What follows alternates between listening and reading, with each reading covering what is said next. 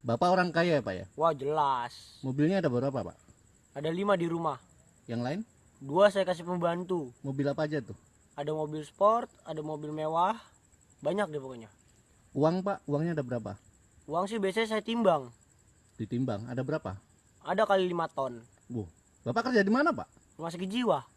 Jadi dokter ya Pak? Bukan, Terus? pasien. 呢個我女朋友，佢都係作家嚟，不過佢就係鼎鼎大名。 Awal 其實我只係 cerita 喺 dimulai 報紙封面 dengan 版寫合 seseorang 輯小說 dengan lulusan 但我成日都 kehormatan 安慰自己 dalam sastra, sebut saja dengan nama Wyman, terjebak menulis fiksi erotis murahan. Tapi entah bagaimana akhirnya membintangi film-film AV atau JAV ya. Tiba-tiba menjadi superstar porno di Jepang. Dia menemukan dunia baru yang penuh dengan kesenangan, rasa sakit, dan lebih banyak lika-liku daripada yang dia atau penonton harapkan. Jadi langsung aja kita masuk ke alur ceritanya. Sebelum alur cerita, kita intro dulu.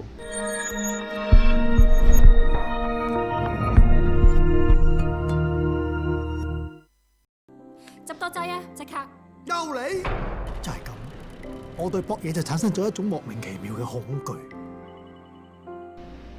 Wyman adalah seorang sastrawan atau kata lainnya adalah penulis. Ia ditelepon oleh kawannya untuk bertemu di suatu tempat. Mereka bertemu untuk membahas apa yang mereka akan tulis untuk mendapatkan uang agar bisa bertahan hidup. Lalu temannya Wyman mempunyai ide untuk menulis sebuah cerita fiksi tentang produksi film porno. Mereka pun berangkat ke Tokyo karena pusat film porno Jepang terbesar berada di daerah Tokyo. Sampailah mereka di Tokyo. Di sana mereka bertemu dengan saudara dari temannya Wyman ini untuk membantu mereka masuk ke produksi film porno. AV 嘅聖地，哇！呢一個係一個復刻片場。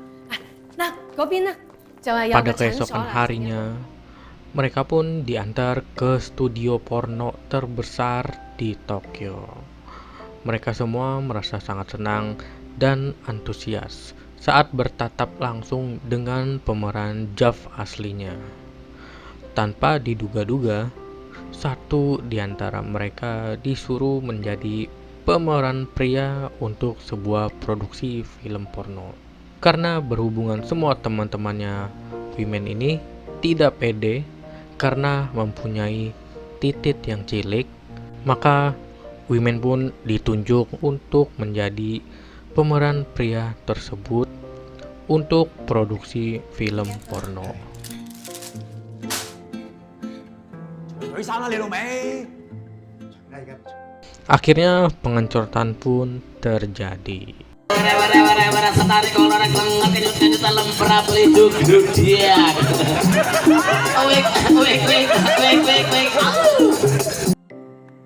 Di pagi harinya, Wyman mendapat telepon dari temannya dan mengatakan bahwa film porno Wyman laris terjual.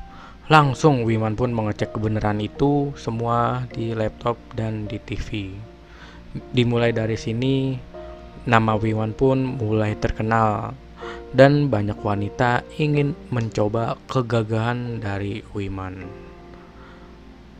Nah, Wyman pun merasa stres ya karena ditinggal oleh sang pacar. Dengan situasi seperti ini, ia pun hendak ingin gantung diri.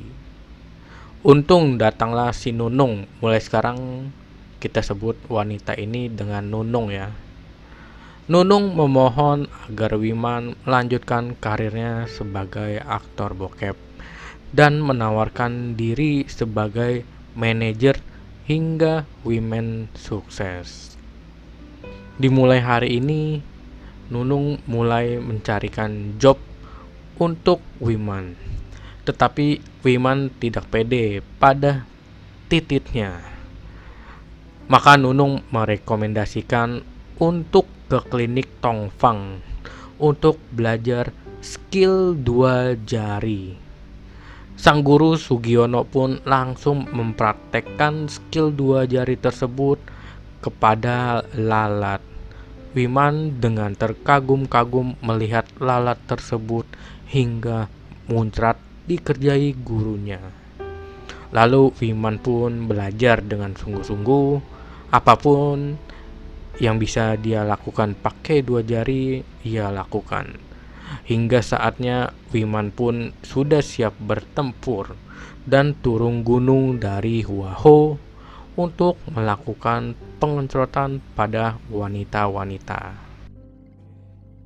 Nunung yang sudah mendapatkan beberapa pekerjaan untuk Wiman langsung tancap gas ke studio film untuk melakukan pengencrotan kepada wanita muda yang indehoi itu. Maka pengencrotan pun terjadi.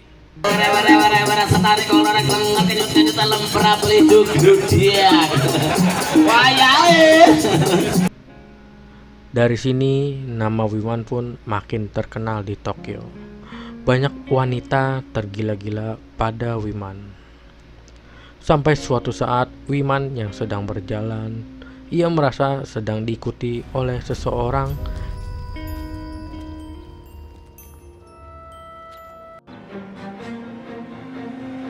yang akhirnya mereka bertemu di gerbong kereta perempuan. Maka dari situlah terjadilah banyak pengencrotan yang dilakukan oleh Wiman seorang kepada para wanita di gerbong itu. Lalu di sisi lain, si Nunung lagi melakukan pengencrotan dengan pacarnya. Tiba-tiba uang hasil kerja kerasnya malah dibawa kabur oleh sang pacar. Nunung pun mulai frustasi dengan kondisinya.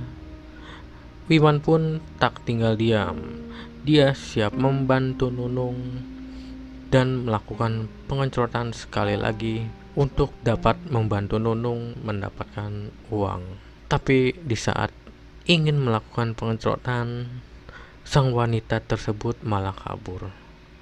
Lalu Wiman mencoba mengejar dan meyakinkan perempuan tersebut untuk melakukan pengencrotan dengan dirinya.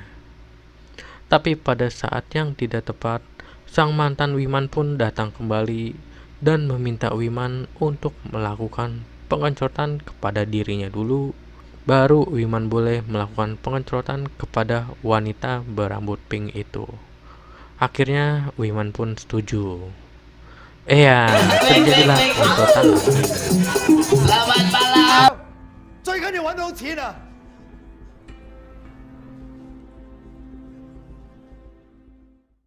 Dalam sebuah acara, tiba-tiba mantan pacar Wiman langsung menendang Enervonsenya yang mengakibatkan Enervonse Wiman tak berfungsi lagi.